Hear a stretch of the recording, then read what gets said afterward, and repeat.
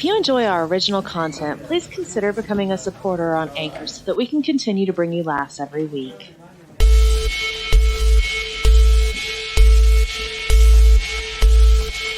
The following program may contain immature situations, themes, and is intended for an adult audience. The opinions expressed here do not necessarily reflect the views of everyone else working on the show. Viewer discretion is advised.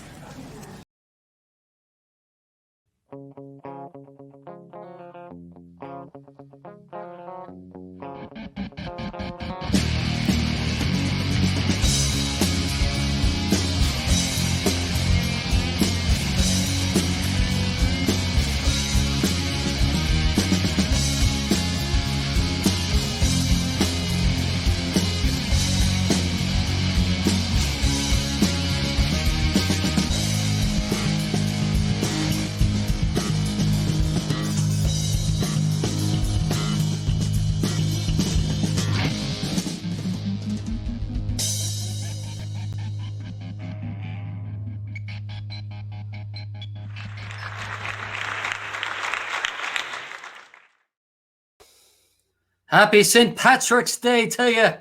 How's everyone doing tonight? I hope you're all doing well. Or fair to middling, as the Irish like to say. How you doing, Kevin? I am well, Danny. How are you? I am, Kevin, it's my day. It's my day, man. I was born, do you know, I was born under the sign of Guinness. I was born in the bar under the sign. It was my first bar fight. Somebody spanked me. What do you want me to do? Oh my God, I can't believe this is one of my favorite days of the year, man. I love this day. I grew up Irish Catholic, and for those of you who are Irish Catholic, you know the stereotype is true. Irish people like to drink. I think part of the reason is because they push us as children to go to this place where you can drink for free and they don't ID. You know what I'm talking about, Kevin? Church? Yes, I do. We found out we're Irish kids. We found out the blood of Christ was alcohol. We went from church to church. We did like a church crawl, you know, brought salsa for the wafers, you know, because they're bland. I remember the first time I tasted it, I'm like, this is the body of Christ? It tastes like cardboard. How dehydrated was Jesus? You know, I picture him going, water. It's you know, you'd think Jesus would taste like ice cream and cake and anything that you might want in heaven. You know what I mean? That's strictly for the true believers, Danny. You know, seriously, if you want to convince me heaven is great, Jesus should taste great. That's all I'm saying. They went, you know, they did one thing right. They made his blood alcohol. His blood was wine. How drunk was Jesus? I mean, I just picture him riding around on his donkey. He's like, yeah, you know, he gets pulled over. Hey, what are you pulling me over for? What? Do you know who I am? Do you know who my father is? Oh, really? Okay. Well, you still want to write me a ticket? No problem. Then I will perform a miracle. Syphilis. You don't mess with the J to the C. I hope I didn't offend all the Catholics out there, but dude, I used to think about that stuff all the time. They bring me to church when I was 3 or 4 years old. And if you're a Catholic, you don't understand when you're a baby, or a young kid, how are you going to understand the symbolism of the church? You know, we walk in there and my mother's like, look, this is the house of God. Here's the house of God. There's his son. I'm looking up. I'm like, his son? Why is he nailed to the wall? He must have been really bad. She's like, no, he wasn't bad. He died for you. The fuck did I do? I'm only 4. I'm sorry. I left my socks out. Jesus, I'm a murderer. It's crazy, dude. It's terrifying. I got so much more material about this, but I'm not going to do it. Let's make Kevin big. Bigger than he is.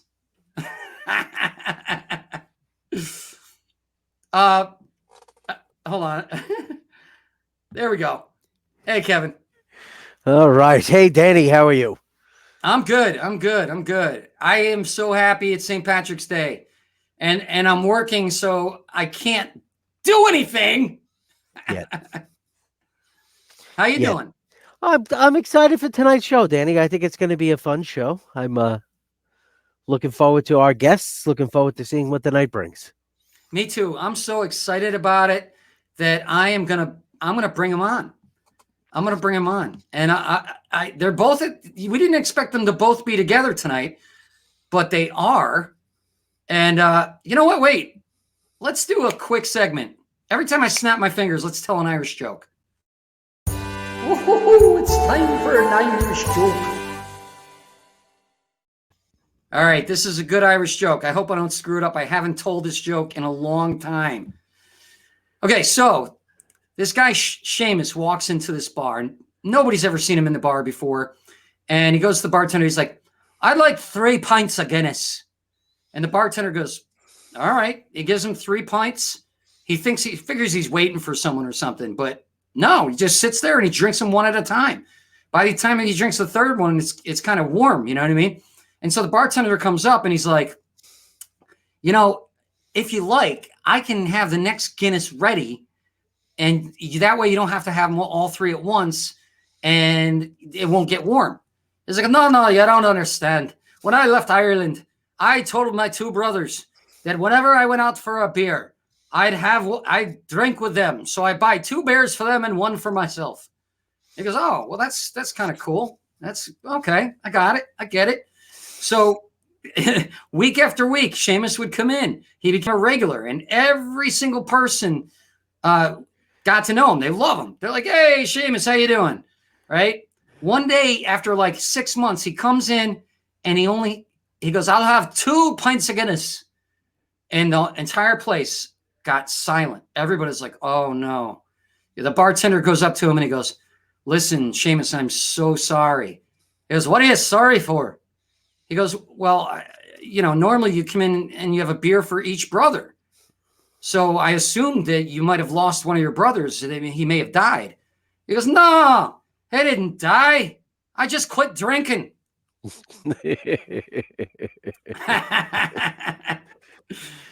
Awesome.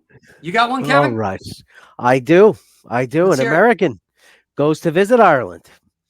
And he's walking around town and he notices 2 guys working. And the first guy digs a hole. And the other guy comes right behind him and fills the hole. And he watches these guys dig the hole, fill the hole, dig the hole, fill the hole, dig the hole, fill the hole. And he has to talk to them. He has to ask them what's going on. So he says to the first guy, does it bother you that every time you dig a hole, your friend comes right up behind you and fills it in? And he says, no, I guess it must look funny, though, because there's usually 3 of us. And the fellow that plants the trees called in sick. Okay. All right. I think it would help if you did that in an Irish accent. No, it wouldn't. No, it wouldn't. It's a all right. So cute joke. Go ahead. What were you saying? What were you going to say? It's a cute joke. The accent doesn't help at all. Well, not the way you do it. All right, guys. I'm very excited to bring our guests on tonight. The first guy is a comedian writer. Ralph Guerra is a comedian writer from Los Angeles. He's written for the Comedy Central and has performed at a strip club. Huge credits tonight. Next one is J.C. Currais.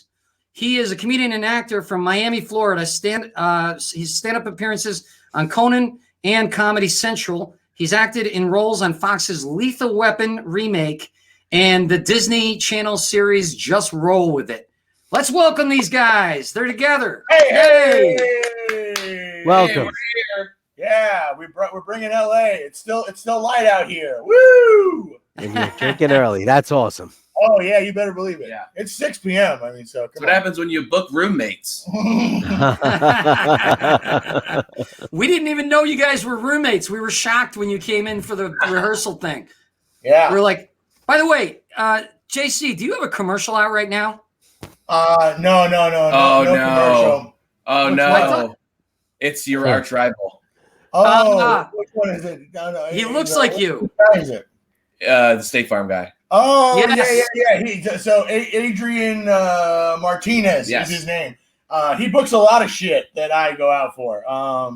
We're both Hispanic gentlemen, and he's just, I guess, better at acting than me. It's bullshit. I truly hate him. He got that. I went out for that movie, that Will Smith movie, Focus, and he got it, and I didn't. So, fuck him. He can Fuck that guy. Let it be said and let it be known. Fuck that guy. If you're watching, I'll go round for round with you, motherfucker. I'll find you. Yeah, and Michael B. Jordan, if you're watching too, you better stop taking my roles. I should be a Apollo Creed It's son. true. I know Ralph went out for a Creed, and I thought he had it because this guy's got skills in the ring. Yeah. Oh, wow. Nice. Well, at least you're not like a generic white guy like me. Where everybody looks like me. I double dip. It's nice because I get to double dip. I think Ralph does too because we're both light-skinned Hispanic gentlemen. Yeah, so we're a little couple garbanzo beans. it's great. Yeah, we get to go out for the Hispanic roles and we take the white guy roles from you guys. So it's great. It's wonderful. God bless you. Okay, well, screw you. Yeah, exactly. Well, we don't book them, so. Okay, that's all right. No, Yeah, it's close enough. We don't fucking book them. How did you guys meet? Through stand-up comedy. I met Ralph. Probably been out in LA for like 2 years when I met Ralph. I moved from Miami, Florida, out to LA, and mutual friends, and we became close buds. And then during right before the pandemic, Ralph was moving out of his place, and he was just going to stay here for like a little bit. Like 2 weeks. 2 weeks, and then the fucking pandemic hit, and then Ralph ended up staying. So it's a blessing too. You know what I mean? Like the roots are set. Sherman Oaks. So when did the lovemaking start? The lovemaking between us? From the minute we locked eyes, I think we've been making love mentally with each other. There may be an eviction moratorium, but there's no erection moratorium. No, we've been again. I hear you have to wear. I hear you have to wear a mask on your penis now. Is that true? I wear a mask on every body part. That's it's just not smart. really clothes. I just kind of sew a bunch of masks together into the items on my body. So how did you guys? Should I go back and forth, Ralph? How did you start in stand-up comedy? I started. I think I was like 18, 19 years old, and So 2 years ago. Yeah, exactly. 11 years ago. Well, it's simple. It's funny now because like when I started, there weren't too many younger people doing it, or at least around LA. And then I think the last few years, it's just been like constant, like 18-year-old kids, 19-year-old kids, 20-year-old kids. So like when I was coming up, like finding someone in your age range, like with JC, and like we like the same things and drinking and partying, we're gonna be best friends. Nice. Yeah. So now, how you've been doing it 7 years? Almost about 9 years. 9 years. Yeah. Okay. And where do you perform? Everywhere. LA. I feature on the road. Sometimes with JC. JC will close it out. I'll feature. We'll go tiny little towns all over the country. Vegas, we do a lot. Yeah, we're gonna be in. I'm in Minnesota end of this month. Where you're coming? You have got road dates. I'm in Lexington, Kentucky. Okay. And then Des Moines, Iowa. Des Moines, Iowa. All right, you're in a cool city. More. Oh yeah, I'm in Kansas City in May, right. and in Vegas. And I think you're gonna tag along for that. What do you think? Yeah. Yeah. So in May we'll both be in Vegas. End of the month we'll be at the LA Comedy Club at the Stratosphere Casino and Hotel, bringing the funny. Well, we're vaxxed, by the way. We're both vaccinated. Yeah, vaccinated. Yeah. Woo! Are you really? Yeah. How did you guys get vaccinated? Stand-ins. Standby line. Yep. Huh? You got to go to the hood and you got to stand in line. Standby line. So I waited 3 days. Ralph got it in 1, which was pretty great. I thought you had to be like 75 or older right now. Or No, so the way it works is basically if you guys look great for your age. We look wonderful. Did you dress up in old folks' makeup and like? Yeah, you want to see my colostomy bag? No, that's okay. Basically, what happens is that some people are scared of getting the vaccine right now, and some of them don't show up to their appointments, and there's just a line of people waiting for those people to not show up for those appointments, and we just went and waited in different clinics. We became like storm chasers, but vaccine chasers. Yep. Because the Pfizer and the Moderna ones, if they don't, once they crack a case open, if they don't put it into somebody's arm, it goes bad. They got to throw it out. So okay. Like, you got to come. So yeah, we did that, and I'm super happy about it. I feel great. Yeah, we'll shoot you the info. Yeah. Yeah. So after you kidnapped the 2 old people, how long before you released them? I mean, one of them we never released because they died in captivity. But at the same time, the other one we let free. We took him out. I didn't want to because I got really attached to him, but he made me. He wasn't house trained. Yeah, he was not. But he was cute. 1 witness is better than 2. That's true. That's true. 2 witnesses is poor planning. So also, I like what you guys did there. You can just say they have Alzheimer's. He makes it back to the city. Yeah, that's true. That is hilarious. So what happens? You get the first vaccine, then they guarantee you the second vaccine? Because don't you have to? Okay. So the second one is probably unless it's the Johnson & Johnson one. The Johnson & Johnson one is 1 shot and you're done. Now, how do people get that one? That's the one that they're mass producing right now. That's the one that's more like out in the. It doesn't. Trying to spread it out now. Yeah. It doesn't need to be stored in the same extreme conditions as the others. So it's 1 shot. It's like room temperature. Right. And that's what they're trying to do. That's the one they're trying to get to people right now. Yeah. Apparently that's the one that works the best, I think, too. I think what I've been hearing from nurses and shit is just that it's all basically the same. All that happened is Johnson & Johnson was tested against the new strains, and it brought its efficiency level down a bit. But again, everyone is all I'm hearing from everyone is they're the same. Just get one if you can get one. Yeah. I know this girl that I went on a date with. She actually I'm getting to know her now, but she got a bad reaction from the second one and actually had to go to the hospital. Oh, that's crazy. That happens. I mean, the second shot, you feel it. You get I didn't have crazy symptoms. Did you? How were your symptoms? Not too bad. Just turned into a werewolf. Yeah, he was a werewolf just for one night. Of course. Yes. I chained him to the radiator for a bit. Gave him some raw meat. He was good the next day. No big deal. Yeah. He killed a couple deer, I heard. Yeah.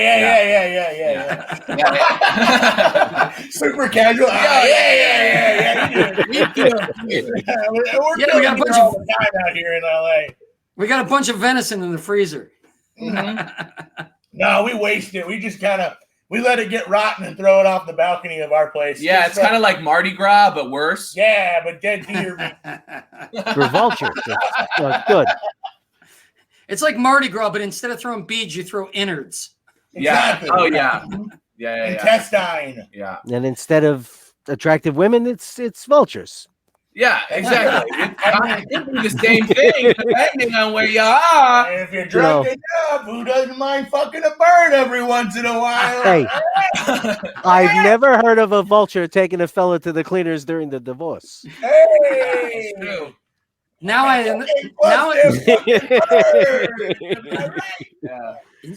understand what you said when you were talking about your pecker earlier.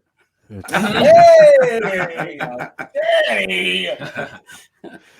So that last day really hit me just right. So let's talk about stand-up. Stand-up is a lot of people. I've been doing it for over 25 years. Oh, wow. And Yeah, and I used to run a bunch of rooms in New York, and I was running one in LA too. But there have been a lot of hell gigs. Oh yeah. And I know everybody's got that story or two about a hell gig that you did. Let's hear yours. I got one right in the chamber. I was in Seminole County, Florida, the Seminole County Casino. They brought me in to do a set. It was during the 2011. That was the Cardinals and the Packers NFC Championship game that happened to be going on that day when I was doing my set. And you're in the middle of the casino floor, essentially. There is a little bar area, but the walls are fucking wide open. And my microphone is just for this room, but there's fucking, slot machines going off. And then they came and told me, hey, they don't want to turn the game off because they want to watch the fucking NFC Championship game. So I was like, oh, well, maybe I'll just go up after the game. They're like, well, no, we don't want you to do that. Just go up and do your time. So I performed with a pull-down screen playing the NFC Championship behind me. And then during my set, the microphone would cut out for them to call out bingo numbers. It was a real magical time in my career. I knew we could only go down from there. So it's that. It was the best time I've ever had on stage. Also, I got to just call the game. That's which fun. was kind of fun. Yeah, that's what you got to do. Yeah. You have They should have had you calling the bingo numbers. Oh, I would have done that too. They would have just let me. I was calling the game already. I realized I did not have a career in broadcasting doing that, though. I said the word fuck too much for NBC. I just was always, it was improv. Good job. Thanks, man. I was improvising up there. I was doing it. I was yes-anding that whole casino. Okay, I gotta say this because I got a similar story to that. You remember Big Mike? In Florida? You know Big Mike? Big Mike? He used to book rooms. He actually just passed away. Big Mike Mitchell, Yeah. I don't know Big Mike. He gave me a gig headlining for like $50, and I'm like, oh, this sounds good. This sounds good, $50. And it's in and then also headline dropping. Danny, don't rub it in our faces, bud. No. But when you hear it, you'll know why. Okay. So it happened to be in a neighborhood that was not white at all. Number one, and I'm not like the whitest guy. You know what? I walk down Native the street American. and people think I'm a powder from the movie. You know what I mean? That's the sun's bouncing off me. They think I'm an alien, right? You have way better hair than that guy, bud. Yeah. Right. So I'm very, very white. I get up there, and this is during a playoff game with the Eagles, and everybody's wearing Eagles jerseys. But worse than what happened to you, it was at the back of the room. The screen was at the back of the room. So everybody was facing away from me. Oh, my God. Watching the game. And I'm trying to tell jokes. And I realized it wasn't working, right? So I just started riffing. I started busting on people, improvising, like, oh, that tackle sucked, and I'm commenting on the game. All of a sudden I see their shoulders start to shake because they're laughing. And they're all laughing. And at the end, I got the game ended right near the end of my set, and they turned around and gave me applause. And that's great, man. But it was the best worst set of my life. Yeah. The feedback I got from mine was a guy went, "Hey, why don't you shut your fat mouth and suck my dick, you piece of shit." Nice. Well, your story ended way happier, Danny. I lead with my house story. Oh, yeah. My house story is a credit because I love it so much. I was in I was at a strip club in Chatsworth, and they start off with the strippers, and they were killing it, and they were all killing it. And so you didn't even open for the strippers. No, they opened for you. They opened for you, and not a person in there knew there was going to be a comedy night, but me. So and the DJ, and so this girl, she goes up, kills it to party like a rock star. I mean, she's like climbing the ceiling, she's dropping it down. The strip club DJ's like, give it up for Portia, and everyone goes crazy. And then the strip club DJ just goes, and your comedian Ralph Guerra. And didn't even give me the strip club voice, just the regular. He went from DJ Please to just Travis the DJ, and was give it up for Did you Ralph Guerra. Did you walk up to him and like hold your underwear out and try to get dollar bills while you're doing it? Was the gentlemen at that gentlemen's club were not gentlemen. They were vicious tigers, and they were screaming stuff at me. And I was like 22 years old, and I when like you're just like, oh man, I got nothing, and you're like you're looking for something to lean on. I fucking picked the stripper pole, and it was so greasy. I freaking slipped off. Oh my God. The best part about it was that the strippers were very like, you can do it, honey. Just believe in yourself. You were like part of the squad for that night. Yeah. It was, and also that's also what I found, what partying meant as far as like drug use. One of the strippers asked me, she's like, hey, do you party? And I was like 22 years old. I was like, yeah, I party. I love partying. And they're like, do you have any on you? And I was like, oh, you mean do I have a party on me? Yeah, baby, I got all the party you want. Yeah, I got tippity dogs, I got sparklers. Right. I've got Twizzlers. Yeah, I got a bag full of good decisions. We have a birthday balloon in our place. It was our roommate's birthday 2 years ago. 2.5 years ago. Yeah. So the balloon itself has had a birthday. Yeah, what's that? Balloon, and we just keep refilling it with helium. Yeah, he's dead, our roommate, so we want to make sure, God bless. Yeah. Oh, he was the old guy you mugged. Okay. Yeah. That's one way to put it. Yeah. We've been using a social security number though, so it's been pretty cool. Yeah. Nice. Bernard Anderson. Yeah, at least you still get to collect their unemployment. So, are you guys getting unemployment? I know a lot of people are. I'm not getting unemployment right now. Well, it's hard for comedians, right? I mean, because were you guys doing full-time stand-up, or were you? I was on a Disney Channel series show called Just Roll With It. I was a series regular on that. And tell us about that. Really fun, great. Just a really fun experience. I did the first season as a recurring character, the Gator, and then they enjoyed me enough. They added me as a regular for season 2. It was a blast. I'm loving it. I don't know if I can say whether or not. I don't know.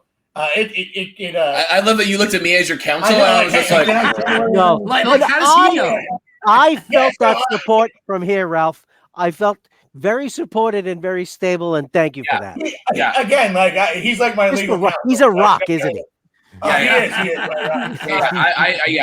I'm also the fall guy too. If anything happens, I go to jail for 2 years. I come back and there's a brand new Buick just waiting there. It's a Buick. That is the contract I broke out with. It's a Buick, but it's a new Buick. Yeah, well, newish. It's like a 2009 Century, but it's fine. Oh, come on. What do you want from Buick? Yeah, the 16? The 2016 Buick? I wish this was all just one Buick commercial. Those newer ones are untested. You don't want to take that kind of chance. Yeah, I want one a Hardy fucking Buick. Yeah, how else do you think we got the Buick? Because we killed Bernard that was driving it. So wait a minute. You're being on a kid show, man. I fucking Okay, you can't say fuck that close to kid show. I can. No, you can't. It was weird because I do curse a lot. I had to curb. It was hanging around. As long as he says show after kid. Yeah, exactly. Yeah. I hung out with the kids too. There are kids on the show. You don't want to say fucking kid. No, that's true. No. You don't want to say fucking kids. No, exactly. I've been trying to avoid that sentence my whole life. Oh, we are so not offensive today. Yeah, we're not so bad. I'm cursing a lot, but no, don't worry about it, man. Yeah. So that's cool, man. And how did you? Where was that show on? What was it on? Disney Channel. Disney Channel. Okay. Yes, sir. So, yeah. Now that was before COVID, right? Yeah. Oh, yeah. Tell him how you get recognized. Oh, yeah. So, again, it's before COVID and everything. What would happen is I'd travel for stand-up. So I get recognized sometimes for stand-up, not as much. But what will happen is I'll be on a plane traveling to a gig, and I generally try and fly nicer. So I'll be towards the front of the plane, and just fucking say it. All right, so I'll fly first class, and everyone's boarding the goddamn plane, and what'll happen is a kid will generally go like out of the corner of their eye, go, "Holy shit, that's the Gator," which is the character I played, and but their parents don't watch the fucking show. So then it's just a child staring at me, and they want to walk up and be like, they want to like, hello, and they want to have an interaction with me. So what I generally do is when they see me and I see it happen, I'll just wink at them and go, shh. Because I'm always hungover and I don't want them to come and try and touch me. Yeah. And that's not at all suspicious to their parents. Exactly. Well, here's the thing. Get control of your kid. They shouldn't be staring at a weirdo in first class. Yeah. There's just a flight attendant. Like there's just this whimsical man in first class stealing children, apparently. But the parents don't know who you are. You just said it. So you're going like, shh. Well, it's like they see Santa Claus, but he's like off the clock. That's essentially what it is. Yeah. It's like, so I used to go like when the fucking Harry Potter was big. If I went out and right, I'd it's Hagrid, and then like I'm not, but I'll take a picture with you. I don't care. But I said you signed the autographs anyway. Oh, absolutely, yeah. And charge $15, which is a strange number because they always go. All I have is a 20, and I say, well, then I'll take it. And then he just waits for them to get it. Exactly. Well, it's funny because Kevin's still mad that you did that to him. Yeah. It's all right. Kev's living large, man. He's in the fucking the tropics right now. Yeah. I love it. Dude, I'm just imagining the parents after on the plane having that conversation with their kids like, does he know you? Did you meet? Is he in our neighborhood? How do you know him? Does he ask you to come to his house? also kids going like, no, Mom, that's the Gator. And they're like, what the fuck is that? Is that some kid pimp? Gator the kid pimp? That was Will Ferrell's pimp name in the other guys. Oh, yeah, it was. Yep. It certainly was. And that's Gator don't take that. Gator don't take that. The character's full name was Alligator Shiflet, but I just went by the Gator. Nice. The Gator. Just for all you just roll with it heads out there, I'm not trying to make you mad. They go to the cons and they get crazy, man. Yeah, that's got to be weird to be a child, because like you said, parents don't know. That's going to be weird. When kids come up to you and the parents have no idea who you are.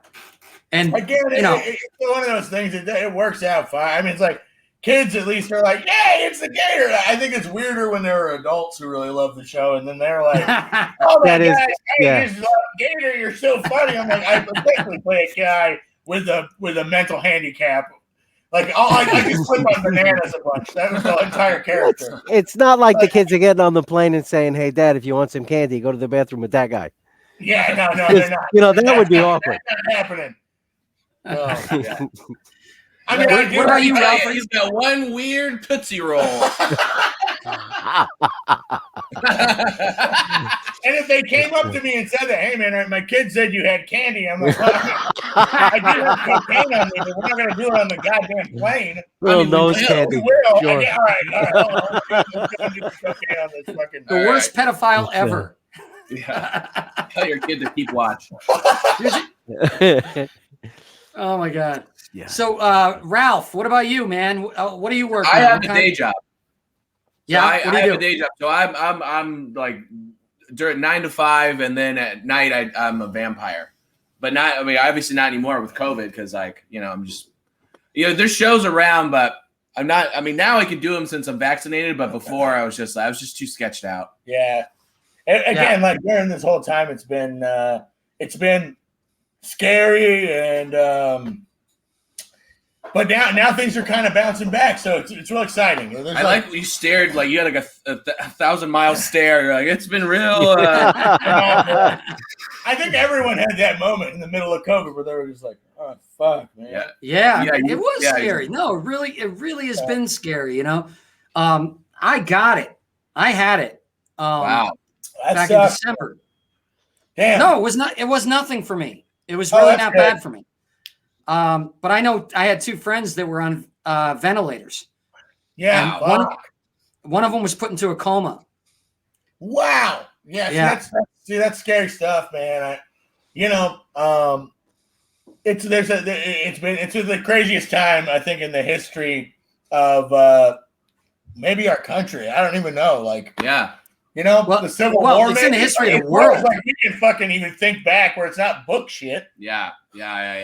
I mean, when Backstreet Boys came out, that was pretty crazy. That was pretty wild. Different. Well, I mean, it was a little different. Yeah. I don't know, man. The beat was contagious, though. I'll say that. Concerts, it was not different. That shit was fire, baby. Well, there are some comedians where it just didn't make a difference because they weren't getting booked anyway. Yeah, I mean, but the comedians who are making, yeah, they all moved back to small town Virginia. That's where you should stay. Come to LA. You know what? Fuck up the 405 for me? Right? Nope. Right? Here's the thing. You know what? If you get in an accident on the 405 and it's your fault, you have to give up your driver's license, and I tell you when you can have it back. I will be the judge for that. I will tell you if you can, and if you're a comic, you better freaking crush your set, because if you can't, you're going back to small town Virginia. If you're an actor, you got to crush your audition. Other than that, nothing. And I think on that, you add an extra year on if your license plate is from out of state. Ooh, I like that. And if it's, I like that. Yep. Mm-hmm. Now, does everybody go to small town West Virginia? What if you're actually from small town West Virginia? Is there a different destination for them? No. You get a Greyhound bus ticket, and it's small town West Virginia. And it drives through a portal right outside of the 5, and then you're inside of small town West Virginia. Yeah. Well, that makes sense because I do think the 405 is possessed, so that would make sense to have a portal. Yeah. Oh yeah. Wormhole right to small town West Virginia. Yeah. Yeah. No one's ever gone 95 on the 405. That's what you got to do. You know, but seriously about the number of comedians, the sheer number of comedians. You know, look, back when I started, I don't want to even say how long. I mean, I told you how long I've been doing it, but back when I started, it was before Last Comic Standing, before these shows. As soon as these shows hit the airwaves, everybody thought I can do that. And the shows, well, you know, the shows are they're all you know, scams and stuff. I mean, they're not real contests. You know, they're a way for them to pluck young people and try to turn them into comics. Yeah, you're just there for a B-roll shot, and then they own them. Don't get me wrong; there are plenty of great comics I know that were on there, and they crushed it, and they're great. But I remember I auditioned for America's Got Talent one time, and it was supposed to get 3 minutes, and I had the guy laughing. He had me doing it for 20 minutes, right? And he was laughing the whole time. Afterwards, he goes, "Oh my God, that was so great." I go, "Cool." He goes, "Unfortunately, we don't have any more slots for white comedians." Like you. We met our quota at 0. Right. Exactly. That's why the new hot scams involve vacuums. Yeah, exactly. you gotta show up and sell vacuums. I mean, that's what, bro, Kev. That's talent if you can sell a vacuum. Kev, if you're on it 100%, brother. I honestly. You walk in there, you throw a little kitty litter on the floor, you vacuum it the fuck up, and you walk out with a check. That's the new scam. Oh, dude, that would be awesome. Dude, that would be so funny. Oh my God. If I was a judge, Oh my God, I'm doing it. I would pass you I'm to the gonna next do round. that. I'm stealing that. Like, this guy's got something. Hey, this guy. I'm gonna do that, but I'm gonna audition. I'm gonna do it, but I'm gonna audition for the voice. I'm gonna audition for the voice doing It's that. the vacuum of the month club too. A new one shows up at your door unless you cancel 60 days in advance in writing. I've never owned a vacuum that lasted more than a month. Here's the thing. I think you got something, Kev. Yep. And you should see the next week he sells Tupperware. I could do that. I'm gonna put some more ice in this. Gentlemen.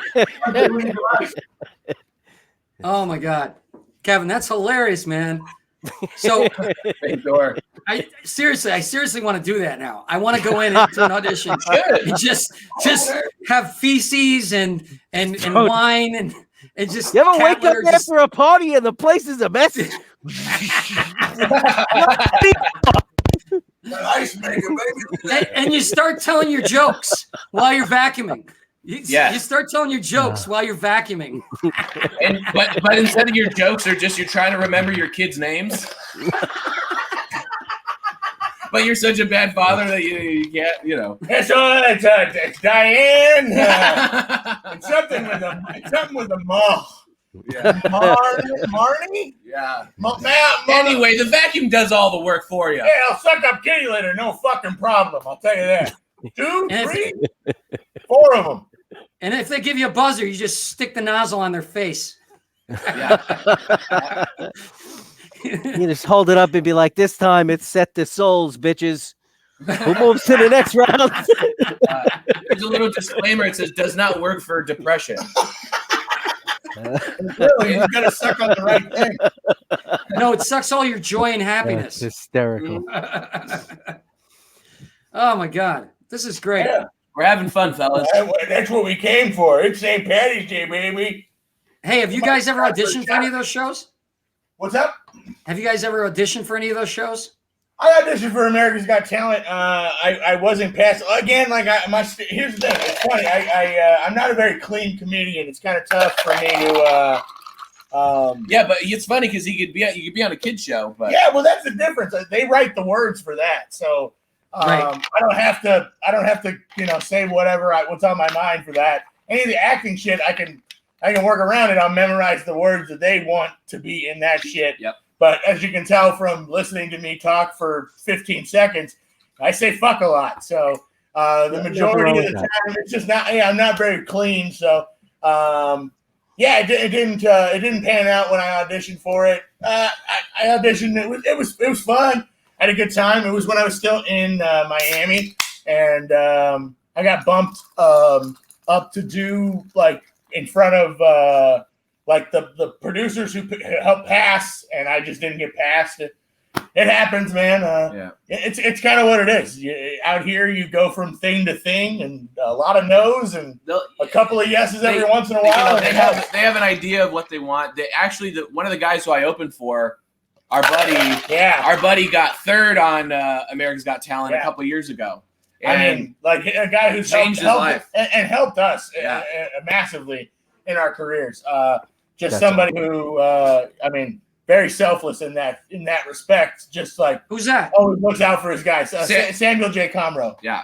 So and then just to see his life change from freaking just on the edge, I don't know what's gonna happen, man. And then all of a sudden it's just you're selling out wherever you want. Yeah. Yeah. But here's the thing, a dude who earned it. It wasn't the show did so much for him, but he was ready. Yeah, all that. Yeah, you hear it all the time, right? I mean, he had an hour and a half before he even did the show, but you hear it all the time where someone blows up and all of a sudden they don't have 30 minutes, right? And now they do 15 minutes, and then they have to get a feature that can clean house. Yeah. And that's the thing, people bringing soft follows and that sort of stuff. Oh, yeah. Guys who can't do comedy in front of them. And then they're just, because they're like, oh, shit, I can't have the guy in front of me do good. Then I can't do good. And then Sam, on the other hand, he's looking for the guys. I mean, me and Sam, him and Sam have been buds for years and years. Sam just saw me at a show fucking crush. And he went, hey, man, you're real funny. You should come and open for me because it will help me be as good as I can be. Yeah. But having someone very funny in front of you, you know. Yeah, you get to ride the wave. Yeah. You get to ride it. They create it. You write it. Otherwise, it's just you're coming from dead water, and that's not fun. Yeah, I'm going to tell you a quick funny story, and then we're gonna do our segment with all of our mutual friend, Anthony. But real quick, you're talking about guys who couldn't do enough material. So back when Ed Helms was on the Daily Show, I made him headline my show on the Upper West Side. Yeah, it's funny because he used to, before he got the Daily Show, he used to pass out flyers to get on my shows. Oh wow! And but he got really good, and then he got on the Daily Show. I made him headline. He goes, I don't know if I could do this. I go, dude, you're on the Daily Show.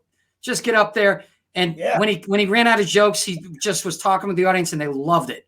Yeah. So that's a thing. That's what fame does. People just are like, the audience is like, okay, no problem, you know? Yeah. But he did have good material. He had good material, but he just didn't have a full headliner set. Okay, so here we go. Yeah. Let's do it. Let's ask Anthony. Anthony!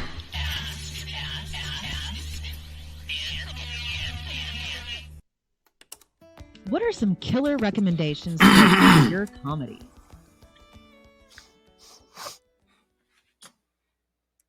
Clearing. Cheers. Hey! How you doing? How you doing? See you, my friend. Yes, sir. Let me get that out until you can see that. Woohoo! I'm just knocking them back, enjoying this fucking hang time, gentlemen. I'm just like the guy in the wings, like laughing my ass off. Good to see you. Hell yeah, brother. No, I got to tell you, this is probably, of course, I'm biased, but it's probably my favorite podcast because you got two like figures that are funny as fuck together in one room. They're not like disjointed and fragmented Zoom boxes. This is a fucking couch of fucking fun. So thank you for being couch of fun. Yeah. Thank you. Yeah, you guys are fun for sure. By the way, oh yeah. brought to you by Disney. I guess we're getting explicit. I guess we're going to be called explicit on this episode. Sorry. More than a trigger warning. More than a trigger warning. Sorry, Susanna. By the way, if you don't do everything we want, we're sending that to Disney. That's called blackmail. We have I know. I'm kidding. It would help me. Hey, so gentlemen. So here's what we're gonna do, and I don't want to like go on and on and on because there's still a night to be had. Yes, in public. But I feel like I should have totally done the Leprechaun films. Whoa! I'm not gonna. I'm not gonna. However, I kind of did. So shout out to the Leprechaun. Who doesn't fucking love Warwick Davis and all that shit? Jennifer Aniston in the first one, King. Hell yeah, dude. I'm just gonna quickly start with a very underrated classic. Okay, and I think both of you understand what I mean. Shakes the Clown, Bobcat Goldthwait, written, directed, starred. Have you guys seen this one? I haven't seen I saw that when I was like 5 or 6 years old. Of course you did. This helped you on your path. I'm not even kidding you, sir. It didn't help me. I've never seen it. You would love it. You would love it. This movie is fucked up, and it's basically like kind of like what Henry Rollins said. He goes, "You either get Devo or you don't." Same with this one. Hold on, camera cues. Same with that one. Jesus Christ. Same with that one. Fucking show. I never have my camera cues down. Anyway. Shakes the Clown, the first time I saw it was like in 91, and I wasn't prepared for it. So I had to watch it again, and I totally got it, and it was fucking awesome. And it was so fucking weird. Like, it's basically Clownville or Palookaville in this film. Everything is a clown, and Bobcat Goldthwait's character gets framed for murder and so on and so forth. Just watch it. But I got to tell you, though, after I saw it, I went into high school, and I remember the teacher would like, brace yourself, everybody. The teacher's like, yeah, get out your books. And I just be in the background going, Shakes the Clown. Some random ass shit, right? And the teacher would always like, who said that? And then 20 minutes later, Shakes the Clown. Like, who's this clown? Who's this clown? Anyway, Shakes. the Clown's the shit. Clown. Best fucking title also. I love the VHSs, baby. I love it. I had a drug dealer named Shakes. I had a drug dealer that had the shakes, so that's that's good. That's when you know their product is legit. Okay. I'm going to quickly go to an obscure comedy called Hexed because that's what I this love is. that movie. Oh, snap. There you go. We got one. We got one. There you go. Starring Ari Gross, right? And that other chick. I forget her name. She was so hot in that movie. Oh, my God. Claudia Christensen or something like that. Anyway, basically, Ari Gross is like this con guy who works at a hotel. He's like the lobby guy, front desk clerk, and he cons his way. He dreams of like a better life. And his like object of his affection is like this world famous model who stays at the hotel. And that's her. She actually stays at the hotel. He lands a date with her and she's sex starved and murder's involved. But who really steals the show is Arlie Ermy from Full Metal Jacket, who actually is in this film. Oh, yeah. Yeah. So it's definitely worth a look. Nobody remembers this one except for fucking Danny, which I'm surprised. I love that movie. What the name of the lead? I feel like I recognize the lead. What else was he in? Ari Gross was in a lot of shit, dude. Off the top of my Perfect head. Strangers, the television show. No. Oh, no, that's a different guy. No, it's a different guy. Yeah, I promise you. They look alike, though. I think you're thinking of Larry Butler. No, Larry. By the way, Larry Butler's watching. He's not the other guy. There's another Larry in the Bernie. Right? Is he the other guy in Weekend at Bernie? No, Ari Gross. I think he was in House 2. Oh, House. That's what I know. Dude, I love House. House. That movie fucked me up. Shit rips. Rated PG-13, and that's Wait, the no, first it's one. not. Better. The first house. The first house fucked me up. I don't think I've seen The House. first one was awesome. It slaps. First one was with William Catt, rated R, and that one has fucking meat to it. So Ralph, you're not wrong, and in fact, you're never wrong if that's how you feel. But I like it. yeah, the first house is badass. We're gonna segue real quick. The first house is fucking killer, starring George Wendt, who was like Norm in Cheers. The second house stars John Ratzenberger, another Cheers guy. I like that. John was on my show. John's a good ass dude. Oh, badass, man. And remembering lines for shit. Oh, God Like bless. straight up, he has to wear an earpiece. A little earwig, yeah. Yeah. Someone God has bless. to be like, John, it's your line. Hey, I was on Cheers. And watch my line. John, your line is, haha, I love my grandkids. Hold on, what's that? Hey, we got And John wait, say here. it one more time for me. Haha. Love it. I love my grandkids. Sorry, Anthony, go ahead. No, not at all. This one has been. It's on the things to be canceled, but they're not sure how to cancel it because they don't know how to go about it. Okay, they're just not sure how to cancel it. They want to so bad. I can't stand it. Blank Man. Yep. I love I want Blank to Man. cancel it so bad, but it's not. But it is, but it's not. Uncancelable. Yeah. It's immune. By the way, this poster right here with the silhouette, I thought is like the most kick-ass poster. It is dope. Yes, The way I they always have their own font. I always appreciated it. I think the movie's totally holds up. I mean, obviously, I maybe watched not. that a long time. I want to rewatch it. Oh, it's totally funny. And Damon, man. yeah, I dude, brought Damon on stage. I was emceeing at Stand Up New York, and he was at the back. I go. So what do you want me to say? He goes, say anything. I don't care. Whatever you want. so you held up a And so I stereo. told all the comics I was going to do it. So all the comics are like peeking out, waiting for me to announce it because they knew. I told them what I was going to do, and I get up, and the audience is looking at me, and I go, "You folks may recognize this next comedian from Little Women and Steel Magnolias, Damon Wayans." You appreciate that. I'm sure. You son of a bitch. Say anything. He God. laughed. He fell off his chair laughing at the back of the club. He was dying. It was the whole audience was totally confused. They're like, was he in Little Women? Damon's great. He's on Lethal Weapon with me, and he's a blast to work with, man. Really, really cool dude. He's a good dude. Moving forward, check it out. This is another underrated, obscure gem. Boom, Quick Change. I'm gonna go this side. Quick Change.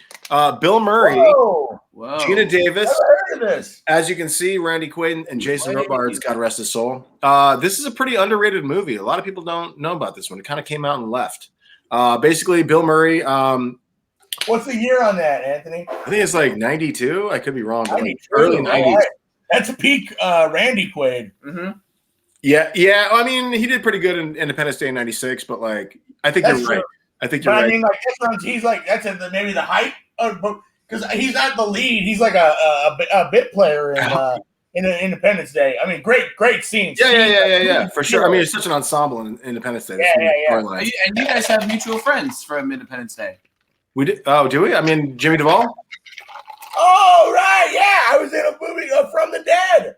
Oh, snap, dude. Yeah, Jimmy's the best, dude. Jimmy's the shit, dude. He's like the nicest guy of all time in space. So funny. We did like a scene together in that horror movie where he was so he really wanted to work in the idea that somebody called shit gravy. Who wanted to he just like wouldn't stop pushing it. And the director's like, because the director Jimmy shouldn't be there, is how he was treating it. And he's like, yeah, Jimmy, go ahead and riff it. And he kept working in the idea that I had diarrhea to toilet out in this in this butcher shop. So, I know that you're gravy in the toilet, dude. Dude, the the director should just give him a take. I mean, it's just give him a take. Oh, he didn't give him a take. He put it in the movie. Nice. It's on Amazon Prime. You can find it now. You can't cap brilliance. You can't. The man's doing gravy work. I mean, the man's doing gravy work, baby. The facts are facts. Quick change. Check it out. It's actually I love the deviation because that's what this is all about. There's a few more for us to go on tangents. I got to say, quick change. Basically, so Bill Murray he robs a bank, and it works very easily for him in the first 15 minutes. But the rest of the movie, he cannot get for the life of him. I'm sorry, I'm like tapping on the fucking desk here. He cannot get out of New York. He cannot for the life of him. And I got to say, Randy Quaid is probably the most annoying. God bless him, because I think he's like a third cousin in my family because we're all related to Gene Autry somehow, and so is he. That's another story. I'll get back to you on that genealogy. But yes, not that I'm excited because apparently he's but yes, God bless him. But yes, they cannot get out of New York. And it's kind of a testament to how much one can endure as an audience member. Just like What About Bob? Can you handle What About Bob? Can you not handle What About Bob? Oh, right. Yeah, I love it. And Bill Murray, he's the straight guy. He's cool, calm, and collected the entire time. Is he dressed as a clown in this film? Just for the beginning. Right, but is that what he gets into the bank with? I think I might have seen it when I was younger. I think I saw it too. Yes, you got it exactly. And I gotta say, it's pretty good. It's pretty fucking good. I've probably seen it 20 times. So, boom. Now, I think you gentlemen are going to really appreciate this. And before I bestow this upon you, happy St. Patrick's Day to everybody. Hey, happy St. Patrick's Day. Everybody can see Cabal Tequila. Oh, snap. Damn, nicely done. Sponsors. I got a text from Wally. I also got I think Susanna sent a message from Wally. I got to relay Wally's message a little bit later. All right, so this movie is a comedy. It's also a drama. It's obscure to the masses, but it's not for the stand-up community. Punchline. Boom. Hell yeah. There you go. Punchline. This movie it actually pulls the curtain back. I mean, there was one time in my life where I was trying to make this film about a serial killer comic, and he kills his hecklers and so on and so forth. So I actually studied. Well, thank you. Now it's now it's based on Kevin. Yeah, I know. Oh, yeah, absolutely. Yeah, this is a really good idea. Now it all makes sense. But yeah, so I hung out in kind of workshop areas and different clubs, just kind of absorbing it and appreciating it for what it is.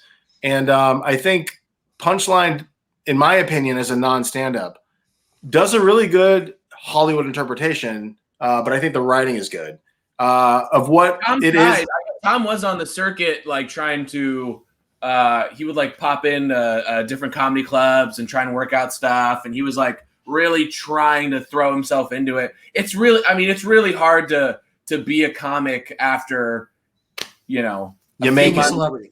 He was at the comic strip, and the owner who used to manage Eddie Murphy and discovered Chris Rock and all that stuff. He was my manager for about a year, but he showed me footage of Tom at the comic strip working on material for this movie. Nice. Oh, that's rad. Well, aside from his celebrity, and I appreciate what you're saying. I think there's definitely truth to that. But I appreciated that like Taylor Negron was one of the actual comedians, God rest his soul, opposite him, and a few other characters for sure. But like, it feels like a really good, like, honest example of like what it's like. It's not glamorous. You hope for that, you know, that big thing, but at the end of the day, it satiates your soul. You know, the only thing about that movie that there's never been a really true movie about stand-up, and I love this movie, love it, but the only thing is Sally Field never would have gotten that good that quickly. It doesn't happen. It just doesn't happen. You got 2 hours to do something. Yeah, you know. but the thing that's cool. My point. Go ahead. My point is, it should have. If you want to make a real movie about stand-up, you should start, and then when they first start, and skip a few years, and then it's more believable. She just started out. She was a mom. She didn't even have time to write. No. You know what I mean? Fair enough. That's valid. As a writer, if I may. Yeah. That's the only thing I think why I would give it a pass is because if I recall, she keeps saying that she was always able to make people laugh in her life. Always able to make. But here's everybody the deal. says that. Well, whether they do or not, in terms of her validity, she's always been able to make people laugh. Always been able to make people laugh, so on and so forth. And then she's doing Polish jokes. You know, like real cheap, one-note ass jokes in the beginning of the film. Okay, right. So it's like, but she keeps swearing she always was able to make people laugh. But then she starts telling stories about her life, and she starts riffing, and that's when she comes into her own. So that's kind of her arc, right? And that's I think the time frame. You want it to be more realistic. It's impossible. You think it's unrealistic, and it's a bad message to would-be comics because in 2 hours she becomes the shit. Yeah, and it was a matter of 25 years later. Yeah, well, not 25. It could be 5 or 5 is believable. Maybe 5. Even then, it takes comics a lot longer to get really funny. Fair enough. But go ahead. No, please. I was gonna say, I think it's just for like storyteller's sake. Everyone is just going to be like, yeah, we really don't want to tell a 5-year, like Marvelous Miss Maisel. She freaking rockets up in same. I have a huge problem with that too. Same thing. Yeah. That's impossible. That not in a million years. It's just them rushing storyline. That's all it is. Doesn't happen. Never happened. Even Robin Williams bombed for his first few years. Everybody bombs. You know what? Perhaps this amazing Amazon, what is it? Amazing, Marvelous Mrs. Maisel. Jesus Christ. Killer production design. Like, it's a great show. But perhaps she's the one chosen one. There has to be one. You have to have that one little area in your mind where you're like, you know what? I'll let this go. I've never seen it. I'm just excited because you got Todd Phillips made, Joker, and it's based off of King of Comedy, and what's coming next. Todd Phillips is working on another film, and it's based off of Punchline, and it's for the Riddler. Yeah, maybe if a magical elf came and cast a spell on her. To make her funny, I can believe that. Not kidding. I almost grabbed King of Comedy. I almost grabbed King of Comedy, which is like right I love King behind Comedy. me. Oh, I was fucking with you. Todd Phillips isn't doing a Riddler movie based on Punchline, but goddamn, I would laugh if he did. Oh, I think I missed a bit of that, but I fucking. I'd be the first one. I'd be the first one at 12 p.m. in a theater, no mask. No mask. Yeah. All right. So what do we got? That's it. That's What? it. Are you serious? Just I kidding. love you. Boom! Applegate. Meet the Applegates, dude. No, okay, here's the deal. So this movie is called on video The Applegates because apparently they were ashamed of the meat part. Fuck that. Meet the Applegates is a gangster poster. Sorry, my cues are always wrong. See that? That's okay. I will never get it right. I was really good at Afterburner, the video game. I don't get it. So anyway, yeah, Meet the Applegates is a badass movie about basically cockroaches that get like bulldozed out of the Amazon forest and they move into the suburbs, but as humans. And their devious plans is to get rid of mankind. The end. But they hide out as like the suburbanites. And it's actually a pretty fucking awesome movie. And nobody knows. Every time I'm like, hey, you heard of Meet the Applegates? The Applegates, you seen it? They're like, what the fuck is that? I'm like, good to see you. So How there's similar that. is this to Coneheads? Like, story-wise? The difference is they look like actual human beings. There's Got no it. difference. They're Yes. so vanilla. They're like Yeah. Sally, Dick, and Jane, that kind of shit. Yeah. But it's Is the similar. storyline? So Coneheads. Have you seen Solar Opposites? The Justin Roiland, the new show that's on Hulu. I heard of it. I hear it's very good. I've not seen it. It's fun. It's fun. Again, I think that I was wondering whether they were working more off of Meet the Applegates. I think they're rolling way more Coneheads. Right on. Just generally because the characters they do not try to hide that they're aliens in that. It's way less about them being aliens and hiding it. It's similar in the Coneheads where they're kind of like, why the fuck is his head like that? Yeah. Why not? All right, Yeah. moving on. Mhm. You know? Yeah, what's interesting is like, again, they look like random suburbanites. Right. And like when the kid smokes weed, the antennae come out of his head. That's great. That kind of That's great. shit. And like, the neighbor will find the mom digging in the garbage. She's like, oh, looking for bargains? She's a cockroach. She looks like a human. Yeah. That's so Yeah. fun, dude. But it's just fun. And it's like so underground and like pushed and buried. And I just think it should be seen. So You have the fucking best obscure anything. Holy shit. Oh, that's very nice of you. Very nice of you. How about this gem? Strange fucking brew. Yes. Starring fucking Bob and Doug Whoa! McKenzie. Now this shit's Great. actually cult, but a lot of people don't know about it. I don't know about it. I used to dude. be riding the bus as a kid, and we'd be playing the audio album of this.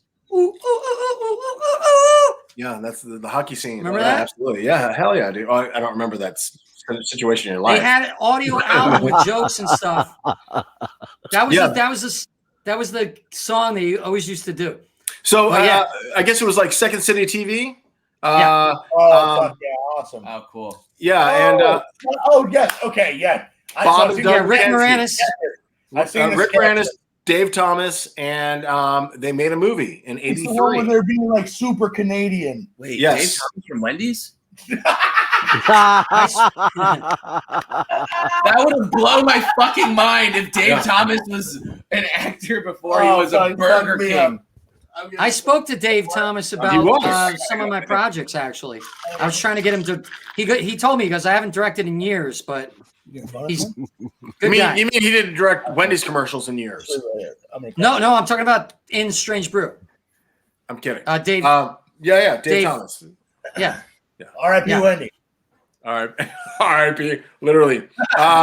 This movie's fucking awesome. It is. I saw it as a kid, and I had no reference of the sketch that they were doing. By the way, Susanna says her kid recognizes JC. Hell yeah! Oh, boy, tell Hell yeah. fucking look If away. only, if only the recognition adds to a Venmo. Boom. No, Digital. Okay, you can Venmo JC at Ralph Guerra, and he'll make sure he gets it. How cool Also, would that be? How cool would that be? I want to jump into it and be like, well, the Gator's real sorry about speaking like a adult man. Oh no, I feel like doing that. I feel like being. I'm sorry, dude.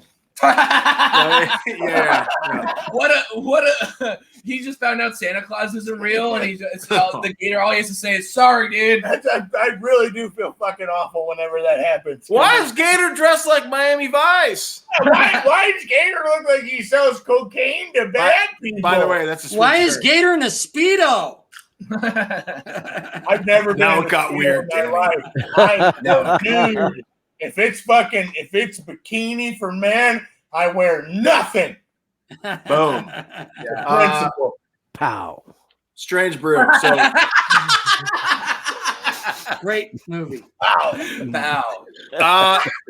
check it out. It's badass as shit. Totally holds up. These guys are just booze hounds, and they go to their brewery to like fucking siphon free beer because they put a mouse in the bottle. They're like, oh, we got a mouse in the bottle. Fucking, we want free beer. And then that stunt leads them to this other fucking nefarious situation going on at the brewery. And with like murder and so on and so forth. And Max Sydow's in there, and it's fucking badass. Check it out. They really step outside of the sketch. The sketches they were doing, like that's great. Like the things they were doing on SCTV, and they're the same characters, right? Yeah. They are super cool. But this one's badass, and they got to dog the fucking flies once they give them beer. It's got a cape and all. Oh yeah. It's so random. And I remember in 80 like an old school Wayne, like a Wayne's World, like the idea that like what happened with Wayne's World is that what this is like, where it's like, oh, that sketch was pretty good, but check the movie out. Yeah, and I gotta say, like I remember, like in '83, the trailers on TV. I was 6. And I was like, and my mom was just laughing. And I'm like, I gotta see this fucking movie. And I actually discovered it like 10 years later because I didn't recall the name when I was 6. But that leads me to Nothing But Trouble. Yeah. That movie was disturbing to me because I was really upset when they had that beautiful girl. I was young, teenager, and they had all these hot girls. And all of a sudden, they go through the grinder. You mean John Candy? No, they had some. No, there was a. Isn't it? This is the one where they eat people, right? Or he grinds up people. Yeah, the judge. Yeah. So Chevy Chase. Yeah. Chevy Chase and Demi Moore get pulled over for running a stop sign. Dan Aykroyd directed. That's right, and he wrote and directed this. Yeah. And they have him. That's the old man.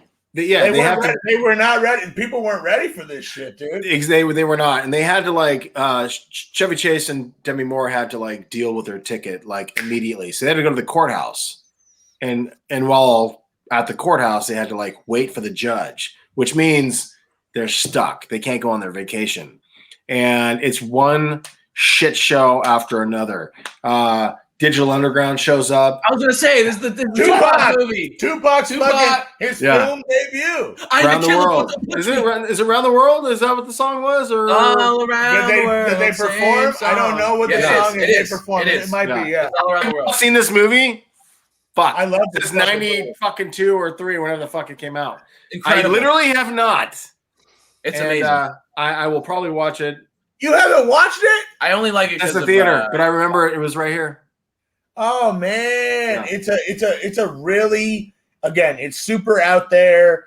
I watched it when I was probably too young. My dad liked to do that, where he was like, "Let's introduce this to some fucked up shit." And man, it's so fucking good. Our dad sucked, man. I saw Pulp Fiction when I was 4. Dude, I was like, "Why does Ving Rhames have an apple in his mouth? He must be hungry." That made me feel so old when you just said that right now, dude. Sorry, dude. But yeah, so Nothing But Trouble. It did not make money. Super hard. And it's audacious. It's fucked up. It's confusing. John Candy is in there. He plays like one of the, I don't know, just some maiden who's in love with Chevy Chase, if I recall correctly. He's like the cop who is like part of the scheme. Again, I think this film, it really rides on the tropes of like Texas Chainsaw Massacre, especially like what they did later on. Because they With, lure like, them. the family aspect, you know? Yeah, that's like good. the idea of like, you know, like 2 or 3 where We're gonna do the Ask whole JC. family's in on it. We're gonna do a segment where it's Ask Anthony, and then we're gonna cut over to Ask JC. Okay, because that's a great fucking example about Texas Chainsaw Massacre. Although this is a PG-13 film, but the concept is very similar. Yeah, where they lure tourists. It's like a speed trap or some kind of shit. There's a movie called Dolls in 1987 that did something similar where they have like a spike trap. They basically any tourist that goes past this fucking road blows a tire, and they got to stay at this fucking place. It's a place full of dolls, and they're always looking for new dolls. So the tourists become dolls. The end. It's a similar theme for a lot of horror flicks and a lot of my ex-girlfriends. So, Anthony, did you see Willy's Wonderland yet? Not yet. Oh my God! They play with the same concept. It's a new one. It's Nicolas Cage. It's right up your alley, dude. I tried to be an extra because they shot it out here. I submitted through Backstage to be an extra because they were looking for Europeans, and with jazz hands apparently. And again, I think most Europeans, that's kind of their move. And they, jazz hands, absolutely. They didn't like my jazz hands. I didn't hear back from them. I'm like, really? I got I had the traditional cap that I rock usually. And they're like, no, you're not European enough. I'm like, I'm Sicilian. Whatever. But so I'm gonna close it out with one more. And before we go to this film, before we reveal it, because I actually don't own it on VHS, but my story is this real quick. Back in early 2000s, I had a fucking massive toothache, and I had rented this film. It was at my house, and I went to sleep, didn't watch it, but the toothache woke me up. So at 4 a.m, I woke up in fucking almost tears. It was a fucking problem. And I said, fuck it, I'll throw on Freddy Got Fingered. Yeah! That's Freddy my Got favorite movie. A fortuitous toothache. Oh, I love it. So, Ebert and Roper said 2 thumbs down. They said it was the worst movie they've ever seen in their life. After I watched it with my toothache, I literally rewound it and watched it again. Yes. Tom is a nice guy, man. So I watched 4 hours of Freddy Got Fingered with a toothache, and somehow it made it better. I've never laughed so hard in my life at a movie when he put the deer on his body and was like, be one with the animal. Oh my God. I laughed so fucking hard. And I was watching on VHS too, and I had to pause it. And so when you rewind because like you're watching on Netflix, it's easy. 1 click, you go back 15 seconds. Rewind on a VHS back in the day when something was so funny, you had to go hit stop, hit rewind, and then you kind of got a feel for like how fast the tape spun. You're like, oh, that was 30 seconds. Boom. Well, you could have taken a chance and just went straight from fast forward to rewind, but you might rip the tape. Yep, you're right. Yep. You gotta take care of it. Please don't break. There's a way to rewind. Yeah. There's a way to rewind. Rewind. And, I paused. And how did we all? I didn't stop. And how did we all learn that? Porn. Yeah. Oh yeah. So rewind. I got to tell you, JC, you got to like amend the contract you have with Ralph and make it not a Buick but a LeBaron. Chrysler LeBaron. Look, Anthony, if you're trying to get me to give Ralph more of a better car or pay more money, a LeBaron's something I got to go seek out. It just says Buick straight out. So it's one of those things where I can just kind of find a Buick. Now to go and find a LeBaron, that's anyway. Ralph's gonna go to jail. That's a good point. Fair enough. I can't see anybody arguing that. Guys, I want to thank you all. Yeah. I want to thank you guys all. We kicked ass this show. Anthony, amazing job. What a great segment tonight. No problem. I watch kids all day, so it was probably half-assed. But I love you all. Happy St. Patrick's Day. Real quick, Cheers, everybody. real quick. Yes. If Danny, if you're going out, whoever wants to hang, we should hang after. We're hanging. There you go. Yeah, we're hanging. Danny Dude. can go. We'll hang. Danny's trying to catch a case tonight.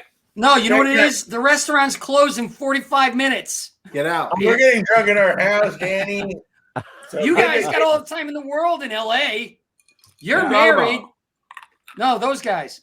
No, I mean in LA, they're just kind of lifting restrictions. No, they're open till like 2 a.m.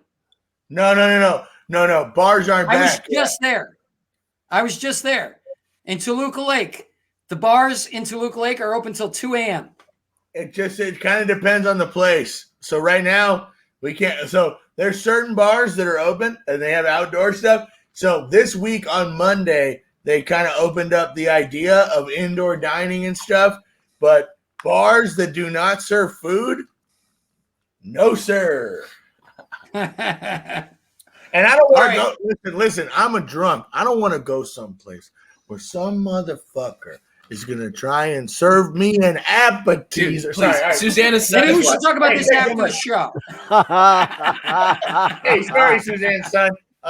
Gator. Guys, thank you so much for tuning in. Tell your friends. Come back. Donate. Look at the bottom. We got a donation thing. Go to anchor.fm/the Danny McDermott Show /support. Just look on our page. I think we have it on our page. It'll be in the link after the show. Guys, thank you so much. Have an amazing St. Patrick's Day. Love you. Good night. Hang tight, guys. Hang tight.